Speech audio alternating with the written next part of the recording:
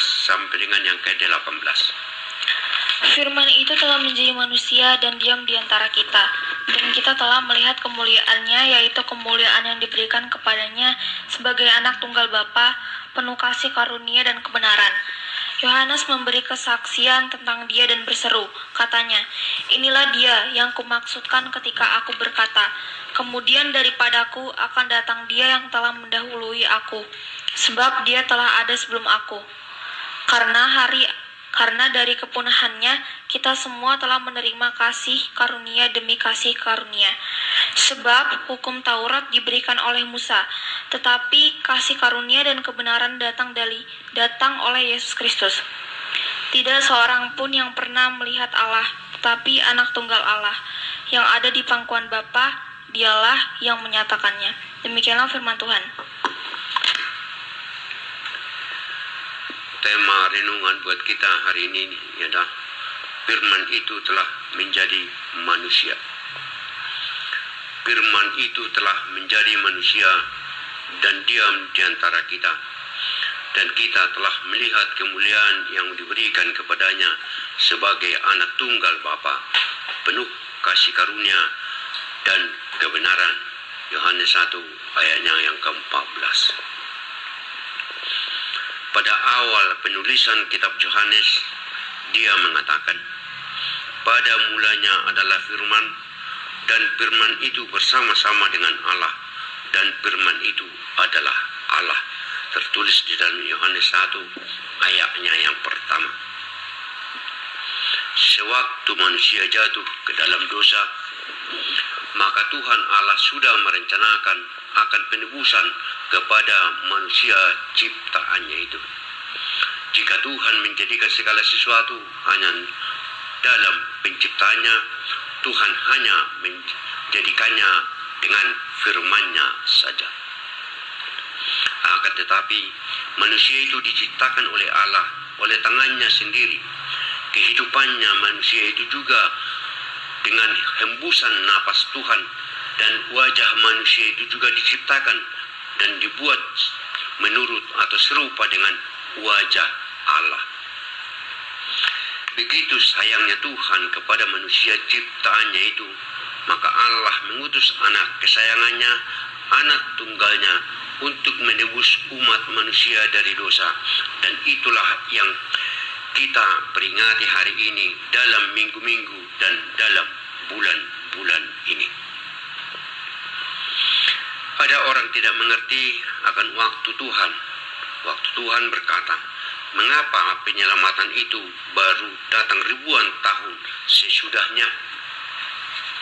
Akan tetapi, saudara-saudaraku yang kekasih, yang satu ini tidak boleh kamu lupakan, yaitu bahwa dikatakan Tuhan satu hari sama dengan 1000 tahun, dan 1000 tahun sama seperti satu hari. Sebab di matamu 1000 tahun sama seperti hari kemarin apabila berlalu, atau seperti suatu giliran jaga di waktu malam.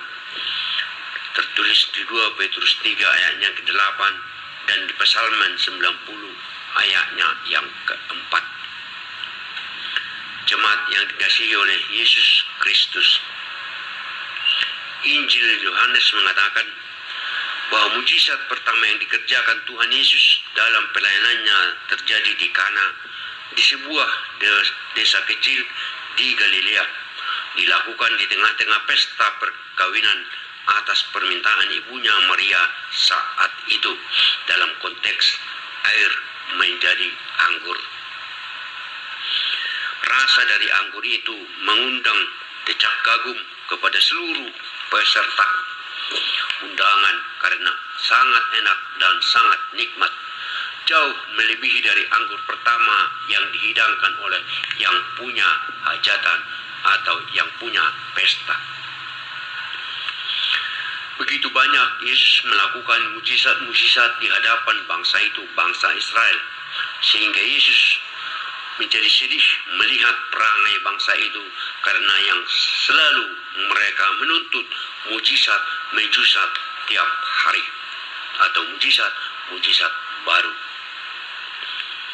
Salah satu mukjizat yang dilakukan Yesus adalah atas belas kasihan menjamu orang banyak, sekitar 5.000 orang makan. Malah mereka berencana mau mengangkat Yesus menjadi raja mereka. Mungkin mereka berpikir jika Yesus dijadikan menjadi raja mereka, maka mereka tidak perlu lagi capek-capek bekerja dan membayar pajak kepada kaisar. Yesus akan memberi kebutuhan, mencukupi kebutuhan duniawi mereka. Mereka hanya berpikir kebutuhan dunia semata. Bagaimanakah kita memaknai di dalam perjalanan hidup kita ini? Adakah kita pernah berhitung bahwa mujizat itu selalu menyertai kita? Terkadang kita memaknai bahwa mujizat Tuhan itu adalah yang spektakuler dan luar biasa. Misalnya terlepas dari maut, atau terlepas dari kecelakaan, terlepas dari sakit yang mematikan, atau dapat hadiah besar entah dari mana, dari siapa. Pokoknya hal-hal yang luar biasalah yang dianggap menjadi mujizat. Kita sulit membedakan yang mana mujizat dan yang mana pengasihan Tuhan. Mungkin kita menilai arti pengasihan atau kasih itu di bawah dari standar daripada mujizat.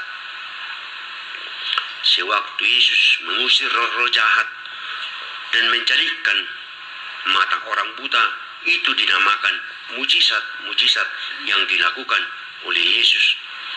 Tapi cobalah kita berpikir jernih, tanpa pengasihan, tanpa kasih dari Tuhan Yesus, mujizat itu tidak akan dilakukannya dan tidak terjadi.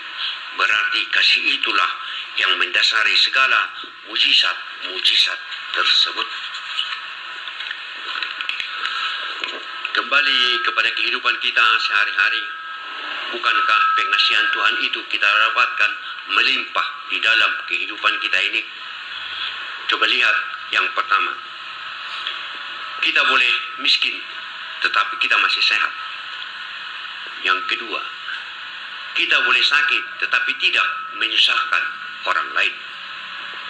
Yang ketiga, kita hidup di sekitar orang-orang kaya tetapi kita tidak minta sebagai pengemis. Yang keempat, orang tua tidak berada atau tidak kaya malah masuk terhadap golongan miskin, namun anak-anaknya maju-maju di perantauan dan mereka berhasil. Yang kelima, status kerja kita mungkin biasa-biasa saja, tapi keluarga kita bahagia. Yang keenam, orang tua dengan standar rendah mampu membelikan anak-anaknya HP pintar, bukan cuma 1 atau 2 HP, terkadang anaknya 3 atau 4 orang. Karena juga tuntutan anak-anaknya untuk belajar dan mengajar secara online saat ini dan lain sebagainya, masih banyak lagi. Cobalah kita hitung-hitung berkat Tuhan yang kita terima. Nalar manusia saat ini mungkin makin maju, makin hebat karena keadaan teknologi dan pemikiran baru. Hal-hal yang tadinya luar biasa sekarang ini malah dianggap menjadi biasa saja, dan itu merupakan penyesatan iman. Hitunglah berkat Tuhan yang kita terima setiap saat. Hal-hal seperti itulah yang kita dapatkan dari kasih dan pengasihan, dan itu juga adalah mujizat Tuhan yang kita terima. Maka senantiasa bersyukurlah senantiasa. Ajarlah kami menghitung hari-hari kami sedemikian hingga kami beroleh hati yang bijaksana. Psalmen 90 ayatnya yang ke-12. Tidak berhenti sampai di situ. Yesus yang kita peringati hari kelahirannya itu hari-hari ini telah menjadi juru selamat dan penebus akan dosa-dosa kita, sebagaimana kesaksian daripada para rasul yang tertulis dalam Rasul 4 ayatnya yang ke-12 seperti berikut. Dan keselamatan tidak ada di dalam siapapun selain di dalam Dia, sebab di bawah kolong langit ini tidak ada nama lain yang diberikan kepada manusia yang olehnya kita dapat diselamatkan. Tidak satu orang pun di bumi ini yang dapat mengatakan bahwa dia adalah jalan keselamatan dan pengantara kepada Allah Bapa selain Yesus Kristus, juru selamat kita itu. Hanya Dialah satu-satunya jaminan hidup kita, dan buat orang percaya itu adalah harga mati, bukan cek kosong. Kata Yesus kepadanya, "Akulah jalan dan kebenaran dan hidup. Tidak ada seorang pun yang datang kepada Bapa kalau tidak melalui aku." Luar biasa apa yang tertulis di dalam Yohanes 14 ayatnya 6 ini. Dengarkanlah apa yang dikatakan oleh Rasul Paulus kepada jemaatnya di Filipi dalam Filipi 2 ayat 9 sampai dengan 11 sebagai berikut. Itulah sebabnya Allah sangat meninggikan Dia dan mengaruniakan kepadanya nama di atas segala nama, supaya di dalam nama Yesus bertekuk lutut segala yang ada di langit dan yang ada di atas bumi dan yang ada di bawah bumi, dan segala lidah mengaku Yesus Kristus adalah Tuhan, bagi kemuliaan Allah Bapa. Kiranya kasih karunia dari Tuhan menyempurnakan firman ini di dalam hati dan pikiran kita. Amin.